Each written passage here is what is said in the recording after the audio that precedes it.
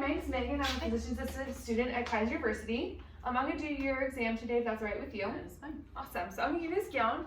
Go ahead and put it with the open facing forward if you'd like a vest. And I'm going to wash my hands while you do so.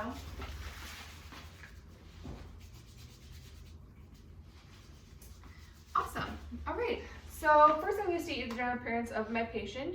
She is athletic build. She is alert oriented, and she is of good manner. And we're going to first do the weight.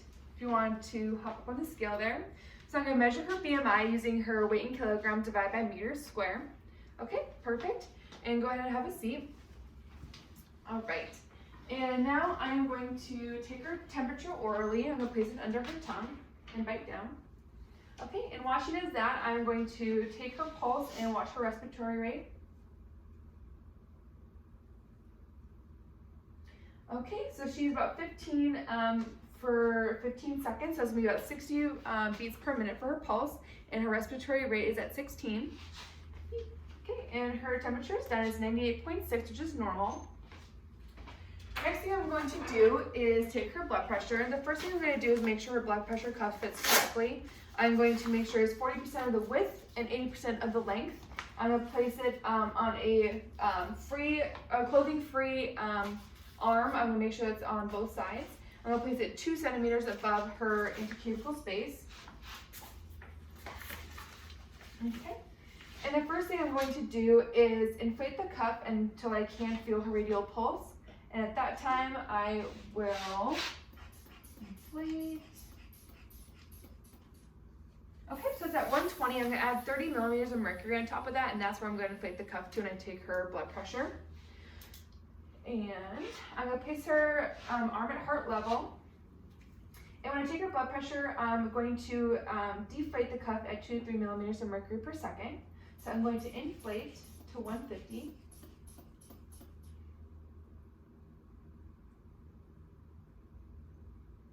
Okay, your systolic is 120. And diastolic is 76, which is normal for her age. And I would repeat this blood pressure bilaterally on the other arm, and also while she's in supine since she is a new patient. Okay. So next thing I'm going to do is assess the cranial nerve. The first one I'm going to go over is the trigeminal, and I'm going to first do the sensory portion and ask her if she can feel the light touch on her face. Mm-hmm. Yep. Yep. Yep. Okay, sensory is intact. Can you go ahead and clench your jaw? Okay, so trigeminal nerve 7 is intact. The next one I'm going to do is her facial nerve. So go ahead and puff your cheeks out. Okay, can you raise your eyebrows? Awesome, and can you squint your eyes? I'm gonna try and resist. Awesome. Okay, so her facial nerve is intact. The next thing I'm gonna do is go over her skin. I wanna make sure, I'm gonna use the back of my hands and feeling for temperature, looking for any moisture. I'm going to look for turgor, going to look for tinting that indicates dehydration. She has none. I'm also going to look at her nail beds and look for cap refill, and hers is under 2% or under 2 seconds. And then the next thing I'm going to do is look at her extremities and feel for edema and make sure there's no swelling in the extremities. And that looks great. The next thing I'm going to do is look at her eyes. I'm going to first do this by doing the Snellen. And I'm going to have her visual acuity 6 feet away. I'm going to have her read the lowest line possible. EFTZD. Okay, can you cover your left eye? And read the lowest line possible? CFDHJ. And your right eye? CFDHJ. Okay, and both eyes one more time? CFDHJ. Okay, and what is this color on the right hand side? Red. My left? Red. The other side? Green. Awesome. Okay, so her Snellen chart was great. She has 20/20 vision, left, right, and bilaterally. What I didn't go over was her head. So I'm going to first look at the exterior of it, make sure there's no traumatic injuries, make sure it is of normal shape and size, and then I'm going to go ahead and do you mind putting your arm in here? Yes. A little bit. Sorry. Okay. Oh, got some more in there. That's right. Good. Okay, so first thing we do is go ahead and palpate and let me know if there's any tenderness. Nope. Okay, so I'm looking for any masses, any large lesions. Then I'm going to part the hair, look at her scalp, make sure there aren't any abnormal rashes, moles, lesions. Looking at the texture of her hair, and everything looks normal here. Okay, you can put your hair up if you'd like. Okay, so we're going to go ahead and continue on with the eye exam. So the next thing we're going to do is I'm going to come behind. It's called the wiggle test. And I'm going to have you let me know when you see my fingers. No. No. No. Awesome. Okay, so it is superior, inferior, and laterally. She has good confrontation, which is normal. The next one we're going to do is the alignment test. So go ahead and look at my pen light. Okay, so both her eyes are, she has nasal bilaterally, which means it's normal. And then I'm going to go ahead and look at her anterior chamber. So, okay, so there's no shadowing and her cornea is free of lesions. I'm also looking at her pupils right now, making sure they're normal color and and her cornea is no opacities. This is going to do 6 directions of gaze, so go ahead and follow my fingers without moving your head.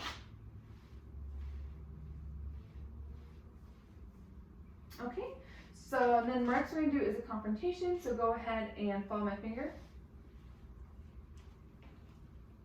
Awesome. All right, so cranial nerves 2, 4, 6 are intact, and the next one we're going to do is the corneal reflex. So I'm going to go ahead and put this cotton ball against her eye, which I am going to verbalize. I don't really actually want to do it.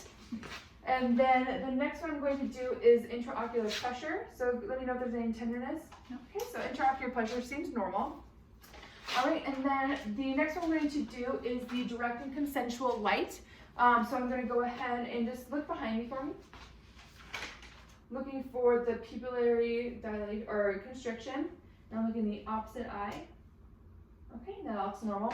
And externally, I'm looking at her eyes. I'm looking at her eyebrows and making sure that there is even distribution of the hair. Looking at her eyelashes. And then I'm also going to look at her conjunctiva and make sure that it is pink and moist. I'm going to do upper. I would use a tongue depressor to lift up on her conjunctiva. I'm not going to do this at this time.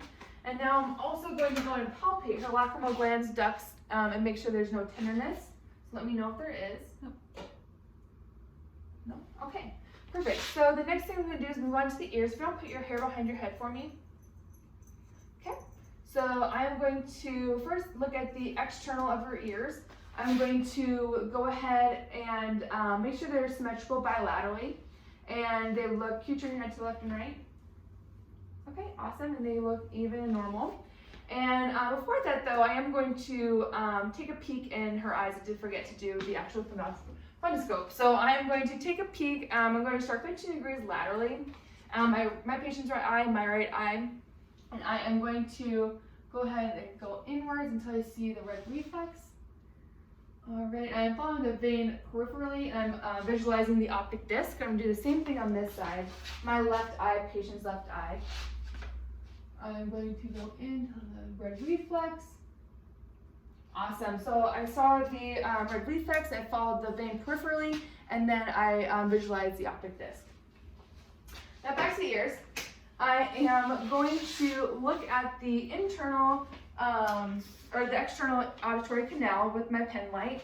Right now I'm just looking for any discharge, any abnormalities. Right now I don't see any. Awesome, okay. And then the next thing I'm going to do is I'm going to do the whisper test. So go ahead and cover your left ear and repeat what I say. 99. And cover the other ear. 99. Okay, awesome, that sounds great. And I'm going to do the one and rubber test, and this one is going to look at the bone conduction. So the first one is going to do the Weber test, and let me know if you hear on both sides. Yes. Okay, awesome. And the next one, the Renee, is going to look at bone conduction. Let me know when you stop hearing it. No.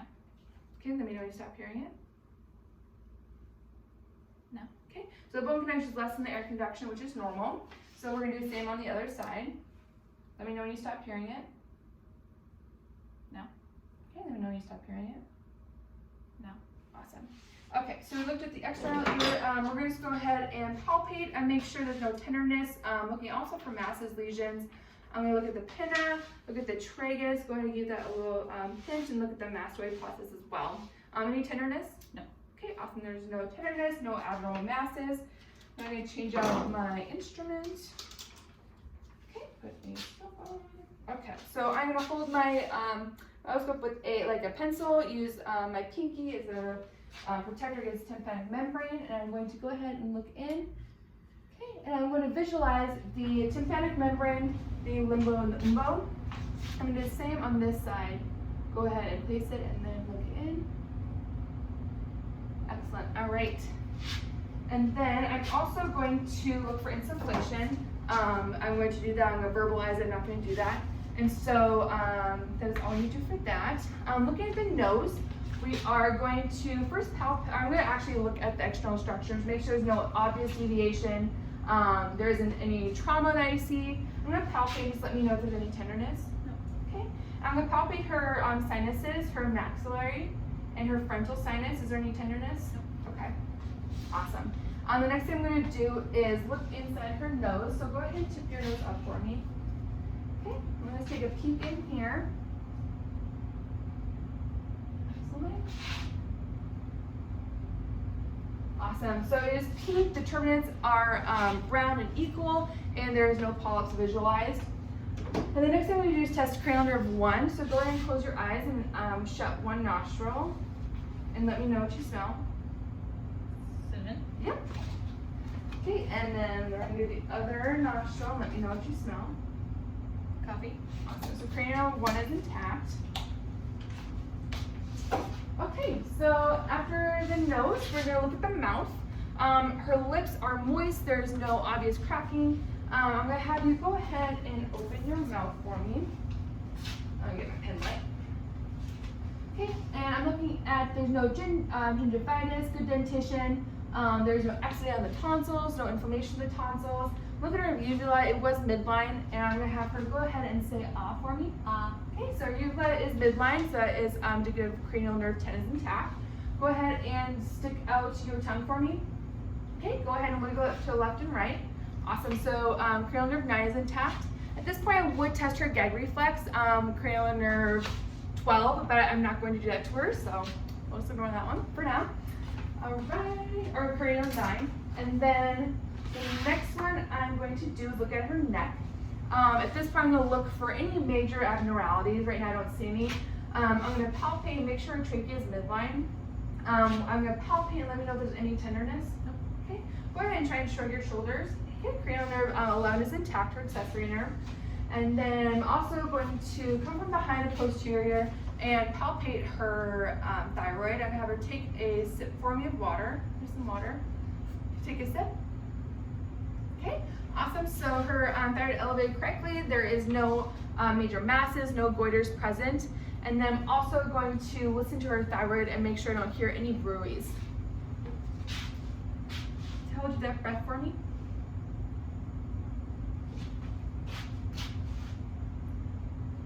Awesome. So bruits are absent bilaterally. The next thing I'm going to do is palpate her lymph nodes. I'm going to start with the preocular and the postauricular. Go to her occipital, her tonsillar, submandibular, submental, her superficial cervical, posterior cervical, and go ahead and put your head to the left. Her deep cervical chain and other side, and her other deep cervical chain, and her supraclavicular. And those all are mobile, less than 1 centimeter, and non-tender. Okay, so at this point, I'm going to go ahead and look at her breathing. So I'm going to have you just breathe normally for me. Okay, and then put your arms in front of you and breathe normally. Okay, so at this point, I'm looking for any intercostal retractions, any respiratory distress, which I see none of. We start my respiratory exam on the posterior side, so I'm going to have you change, switch sides for me. Perfect.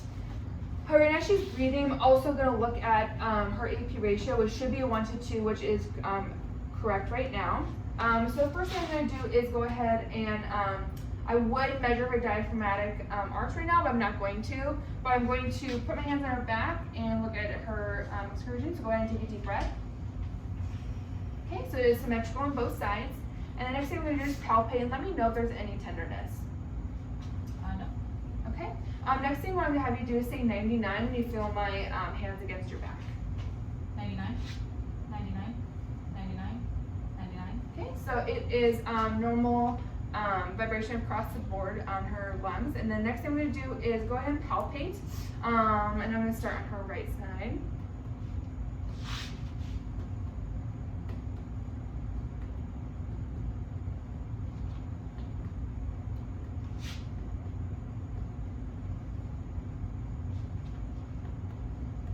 Okay, so resonance is normal throughout her lung ABCs. And the next thing I'm going to do is auscultate.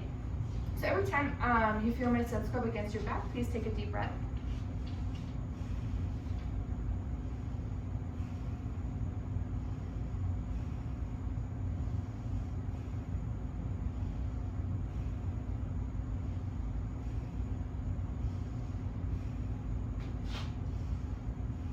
Awesome. So I didn't hear any wheezing, rales, or rhonchi. Go ahead and turn around so we can do your anterior. Okay, so perfect. So the first thing I'm going to do is, once again, I'm going to palpate and let me know if there's any tenderness. No. Okay, next, every time you feel my hands on your chest, go ahead and say 99. 99, 99, 99. Okay, so that is vibrations are normal. And the next thing I'm going to do is I'm going to percuss, so let me know if there's any tenderness or anything when I'm doing this.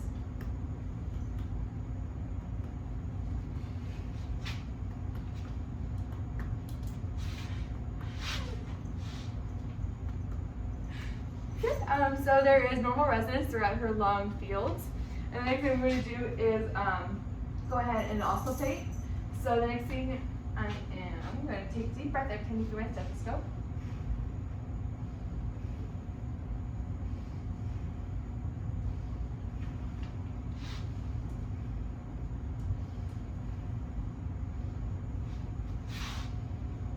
Awesome. So I don't hear any rales or rhonchi or wheezing as I'm listening.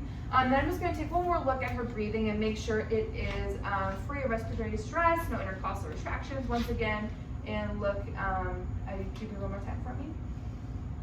Okay, and then the last thing I'm going to do is make sure that her expansion is equal and bilateral. Take one more breath. Okay, awesome. So it's equal and bilateral on both sides. At this point, is there any questions you have for me? No. Okay, awesome. Thank you so much. Thank you.